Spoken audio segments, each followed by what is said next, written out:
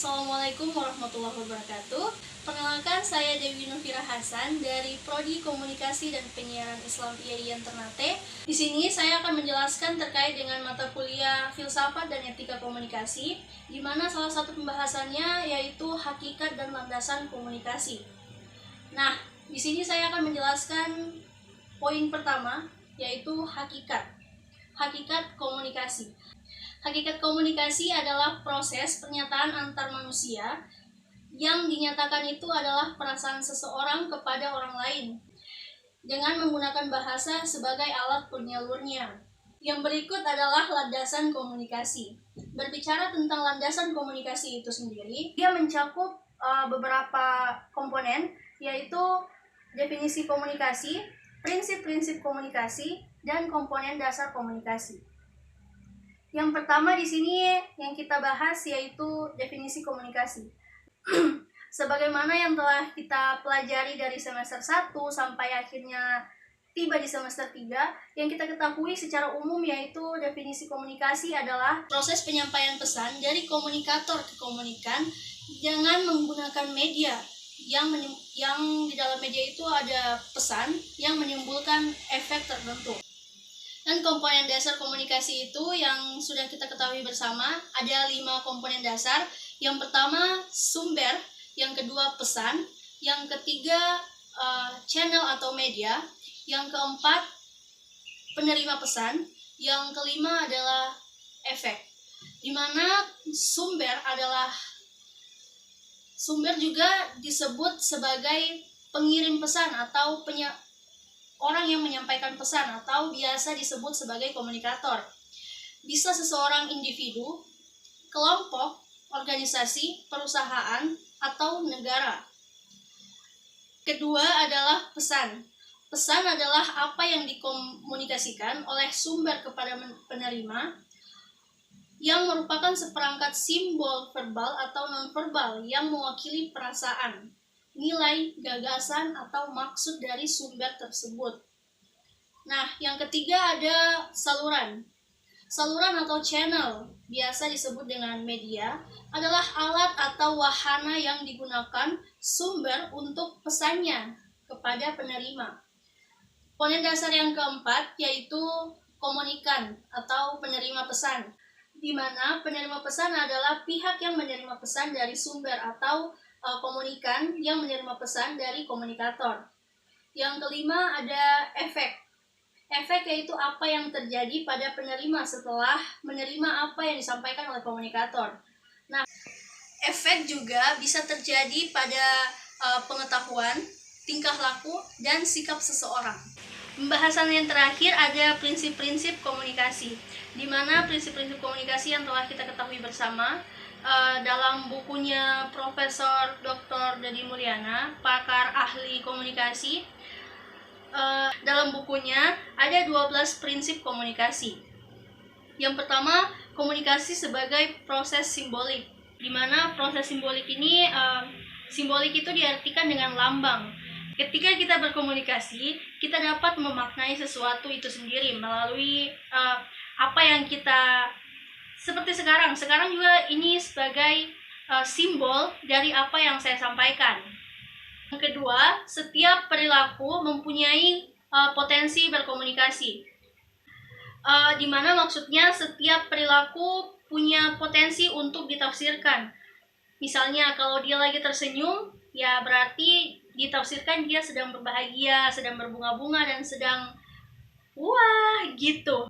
Yang ketiga, komunikasi mempunyai dimensi isi dan dimensi hubungan, di mana dimensi isi itu ditandai dengan komunikasi verbal, dan dimensi hubungan itu ditandai dengan komunikasi nonverbal. Maksudnya di sini adalah menunjukkan komunikasi isi ini menunjukkan muatan isi komunikasi atau apa yang disampaikan oleh komunikator.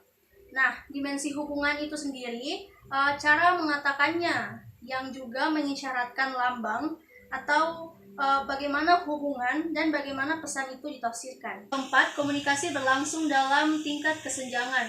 Maksudnya, komunikasi dilakukan dalam berbagai tingkat sengaja, dari komunikasi yang tidak sengaja sama sekali sampai komunikasi yang disengaja.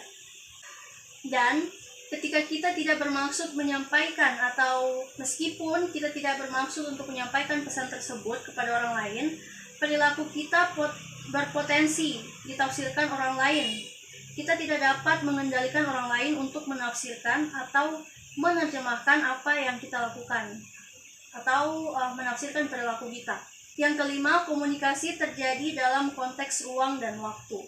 Mungkin prinsip yang kelima ini sangat jelas, di mana makna pesan juga tergantung pada ruang dan waktu.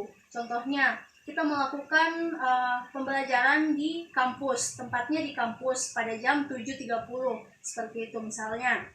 Yang keenam adalah komunikasi melibatkan prediksi peserta komunikasi. Itu yang keenam. Dan yang ketujuh, komunikasi bersifat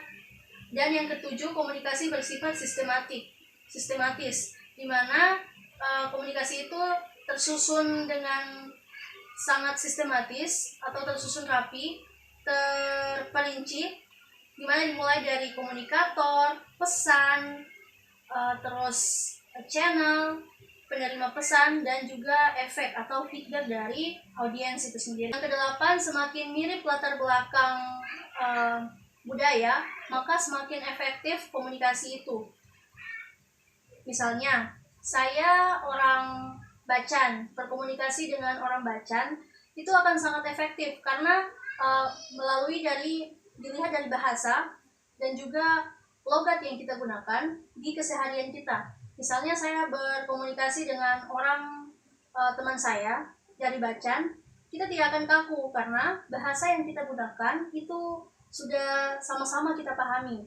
Itu perbedaan latar belakang.